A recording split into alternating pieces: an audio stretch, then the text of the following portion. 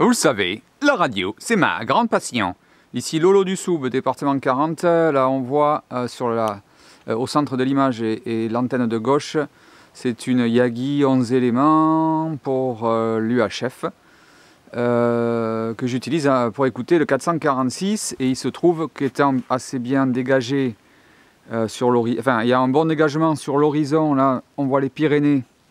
Bon, j'arrive pas à zoomer, c'est pas un appareil de haute qualité ce que j'ai là, vous vous en doutez. Enfin, on a donc un bon dégagement et ce sur presque 360 degrés d'ailleurs. Bon, je ne suis pas là pour faire de la vidéo touristique. Bon, alors, ce qui nous intéresse en revanche, c'est ceci. Donc, je vais pas faire une vidéo de déballage comme il en existe énormément sur internet. Je suis sûr qu'il y en a un paquet qui pullule sur ce poste. C'est le Yaesu FTM 150. Il y a deux versions, D ou E. Là, moi j'ai le 150, E.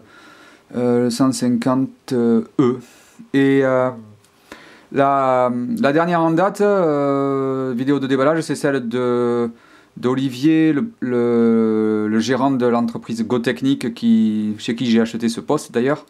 Alors je n'ai aucune commission chez eux, mais je le remercie parce que c'est allé très vite. On le commande le matin, on l'a le lendemain matin, 24 heures plus tard, alors que j'habite à l'autre bout de la France.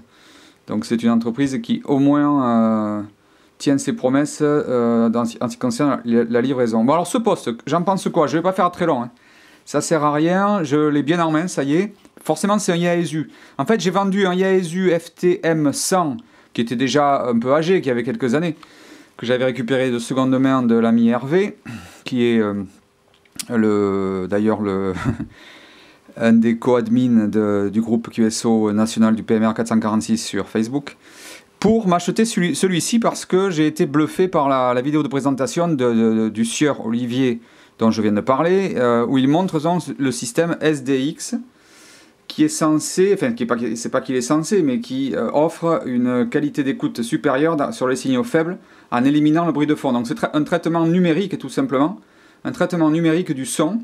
Bon, c'est une nouvelle technologie, enfin c'est une technologie qui a quelques années, mais qui n'était pas apparue sur ce genre de poste, en tout cas de cette manière-là. Bon, alors ce que j'aime dans ce poste, c'est le WFO.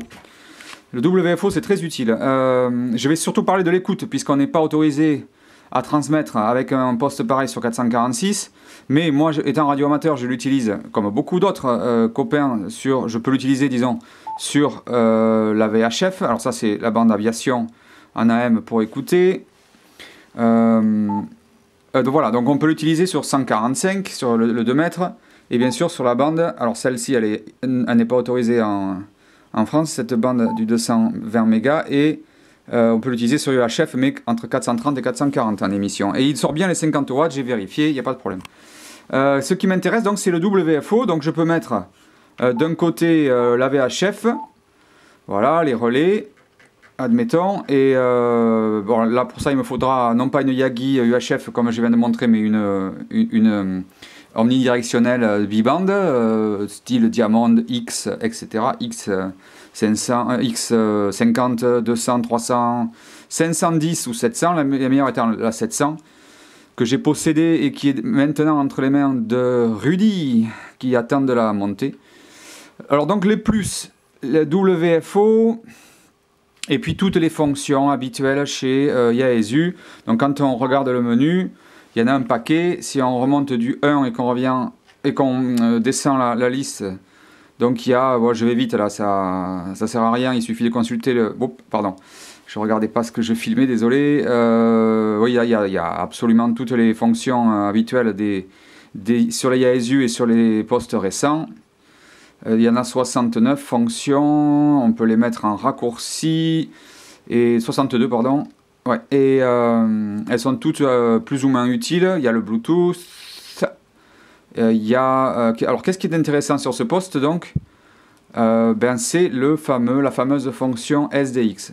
Ce que je pense de cette fonction, je vais être honnête, je l'ai utilisé 2 fois depuis hier, ce poste, et sur 446, je la trouve d'une utilité moindre que sur les bandes radio amateurs. À mon avis, elle sera bien plus utile, cette fonction SDX, sur les bandes radio amateurs, donc c'est-à-dire sur le 70 cm et sur le 2 mètres, parce que Parce que, alors là c'est pas la bonne bande, c'est pas la bonne antenne, parce que sur 446 on va avoir un problème, c'est qu'il y a beaucoup d'utilisateurs de postes de piètre qualité. Je citerai absolument aucune marque, j'ai aucune marque dans le collimateur, mais sur des signaux très faibles, le SDX va être utile lorsque la modulation est de bonne qualité. Et là, elle va la restituer, le système va restituer la modulation faible en éliminant le bruit complètement, comme l'avait montré Olivier sur la vidéo, donc je vais vous mettre le lien.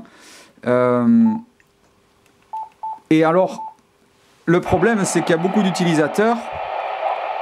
Voilà, il y a un utilisateur d'un tout petit Motorola, je pense. J'essaie de mettre le scope, d'ailleurs. Voilà.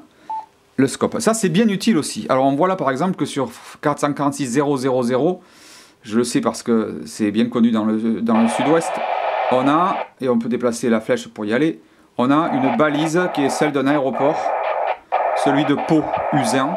Voilà, on voit là qu'il y a un signal en permanence.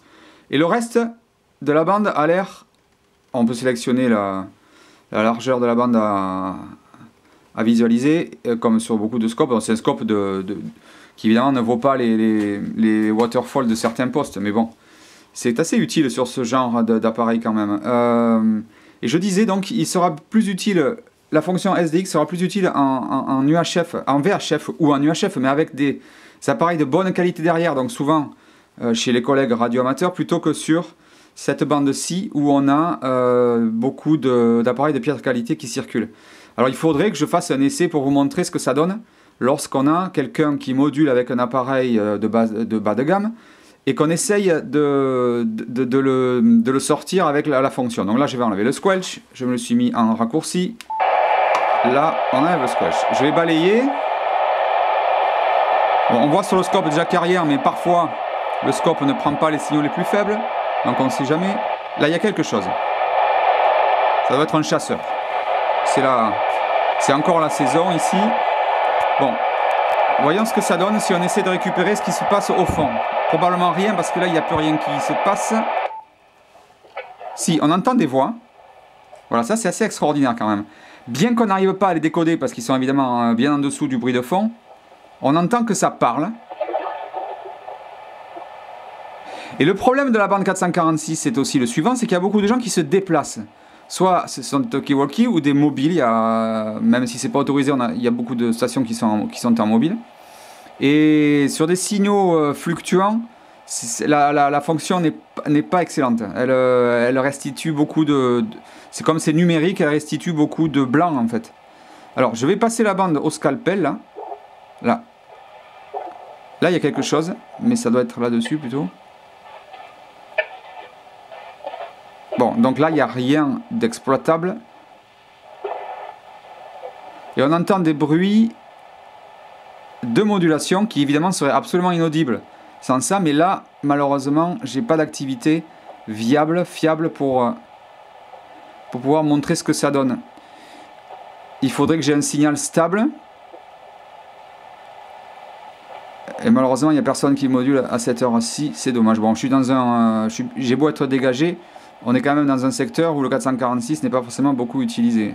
En plus là c'est bimé dans un coin et pas dans un autre. Là j'ai vu apparaître quelque chose. Bon, et dès qu'on enlève le SDX, on retrouve le bruit de fond habituel.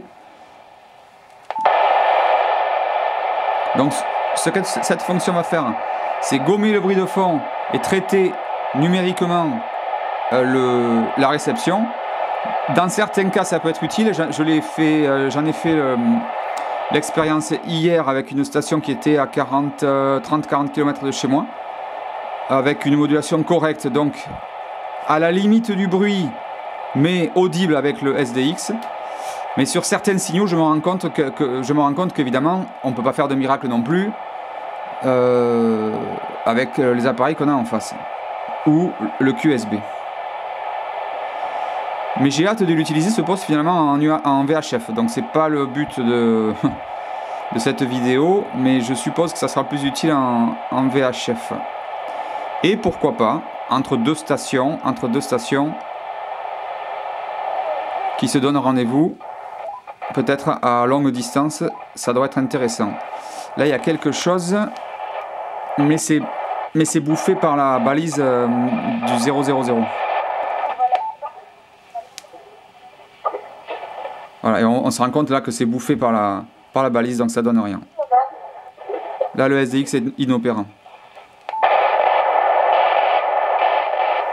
Donc rien, je ne peux rien vous montrer, juste vous donner mes impressions, donc, qui sont relativement bonnes, mais à confirmer. Et ce qui est intéressant sur ce poste, entre autres, c'est le double. Il y a 2 haut-parleurs en fait. On le voit quand on regarde les menus. Les menus, on a à un moment donné une fonction. Voyons. Voilà, ici. 2930, donc c'est Rear. J'ai oublié ce que voulait dire SP, tiens d'ailleurs. Mais bon, c'est le système de sonorisation, c'est le haut-parleur. Donc c'est pas loudspeaker, mais peu importe. Bon bref, on a celui de derrière et celui de devant. Et on peut faire passer le son plus ou moins vers l'avant ou l'arrière. Ça c'est assez nouveau et je suppose que c'est intéressant en voiture. Quand on a par exemple le poste dans un certain endroit et qu'on veut isoler le son pour le faire passer plus facilement vers l'avant ou vers l'arrière. Et après évidemment on a toutes les fonctions habituelles, l'encodage CTCSS ou DCS, etc. etc. Donc je ne regrette pas d'avoir vendu mon FTM 100.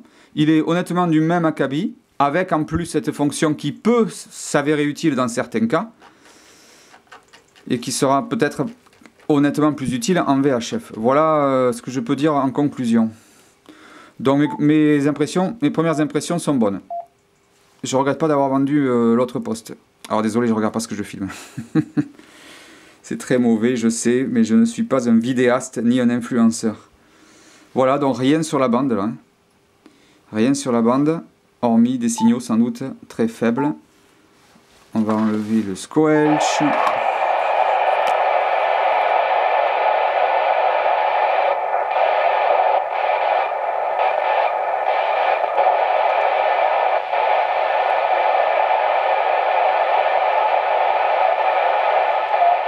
Là, il y a quelque chose.